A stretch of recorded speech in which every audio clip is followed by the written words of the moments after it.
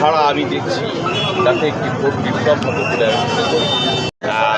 মনে করছি না যে আমার সঙ্গে তার কোনো প্রমুখ প্রতিদ্বন্দ্বিতা হবে, কারণ এই অঞ্চলের মানুষ তাকে কতটুকু মেনে নিয়েছে তা আপনারা আজকে রাস্তায় এই পথ বাড়ি দিয়ে আপনারা আমাদের সাথে এখানে এসেছেন খুলনা থেকে, আপনারা দেখেছেন যে মানুষের সাড়া দেখেই এটা আপনাদের অনুভূতিটা হয়েছে। হয়তো আমি আশা করি যে তার অবস্থান কতটুকু দিল।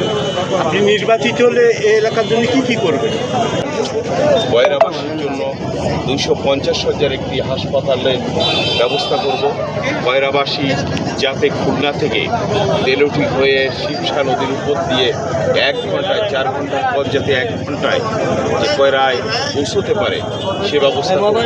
এখানে একটা পর্যটন কেন্দ্র নির্মাণ করব। আমাদের যে দল রাষ্ট্র ক্ষমতায় গেলে আমরা এখানে একটি সুন্দরবনকে ঘিরে একটি বিনোদন পর্যটন কেন্দ্রের ব্যবস্থা করব, যেখানে সারা বাংলাদেশ থেকে মানুষ আসবে, প্রাকৃতিক সৌন্দর্য দেখতে বিনোদনের জন্য এই এলাকায় পরিদর্শন করবে, আসবে, জীব জৈবর সঙ্গে সবাই পরিচিত হবে।